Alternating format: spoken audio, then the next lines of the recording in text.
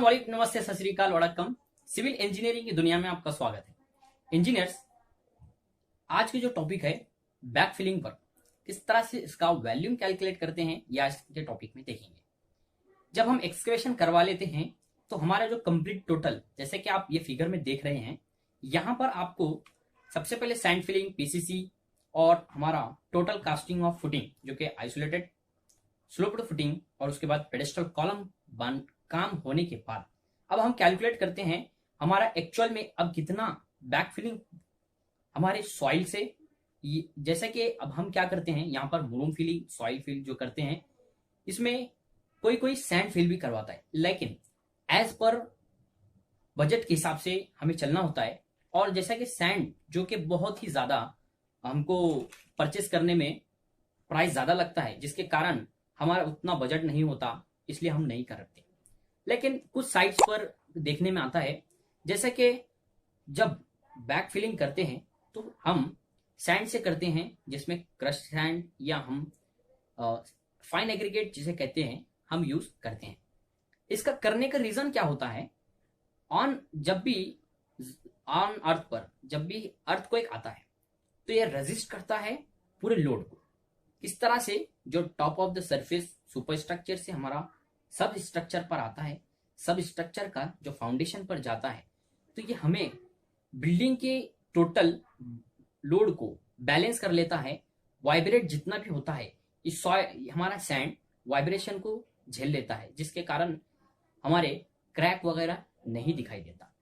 इस तरह से जो नंबर ऑफ साइट पर तो यूज नहीं होता, जिसका बजट और इसकी गुड प्रैक्टिस है एक सिविल इंजीनियरिंग की जो यहाँ पर की जाती है। लेकिन मैं एक बात बताना चाहूंगा, जहां पर बहुत ज्यादा लूज सॉइल है, जैसे कि black cotton soil, in case ही हम यूज कर सकते हैं, लेकिन बजट के हिसाब से। अगर हमारा बजट इतना नहीं है तो हम बिल्कुल मुरूम फिलिंग और सॉइल की तरफ ही बिल्कुल जाते हैं, जो कि जैसे एक्सकेवेशन हमने जिस कर लेते हैं, वही एक्सकेवेशन का जो मटेरियल हमारा है उसे ही प्लेस करना क्या ठीक रहेगा? नहीं, क्योंकि गवर्नमेंट साइट में तो ऐसा है कि बाहर से जहां से हार्ड मुरूम या टफ जो सॉइल हमें मिल जाती है, वो हम लाकर प्लेस करते हैं बैकफिलिंग के लिए।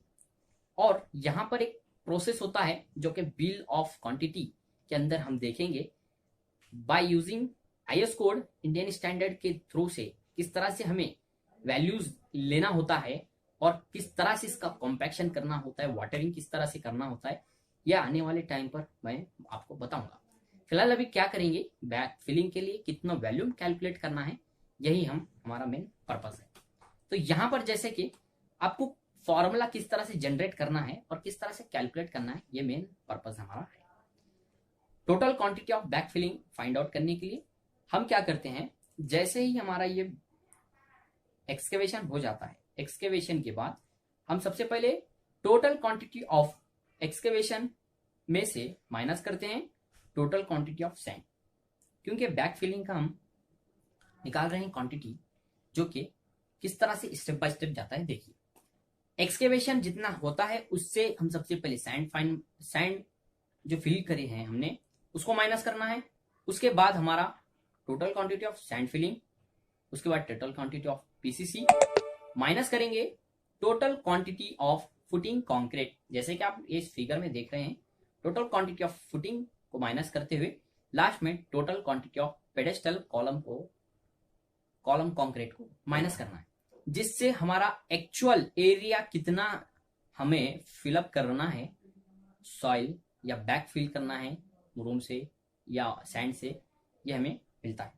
जैसे कि इस ऑदर इसमें भी देख रहे हैं आप, यहाँ पर जो बैक फिल किया गया है, यहाँ पर सैंड से किया गया है, लेकिन एज पर साइट सिचुएशन के हिसाब से कर सकते हैं और बजट के हिसाब से।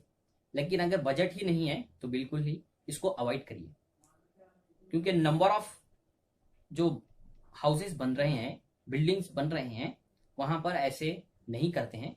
लेकिन अगर एक गुड प्रैक्टिस है, बताने की मेन पर्पस ये कि गुड प्रैक्टिस है, आप करेंगे तो आपका स्ट्रक्चर जब कभी भी अर्थक्वेक आता है तो उसको रेजिस्ट करने की पूरी क्षमता, ताकत ये रखता है सैंड। तो आने वाले वीडियो में देखते हैं सब स्ट्रक्चर पार्ट को लेकिन इससे पहले मैं आपको एक्सेल शीट पर लिख जाऊंगा कि किस तरह से एक्सेल शीट पर इसका वर्क कंप्लीट कैलकुलेट कैसे करना है देखेंगे। तो चलिए देखते हैं एक्सेल शीट पर।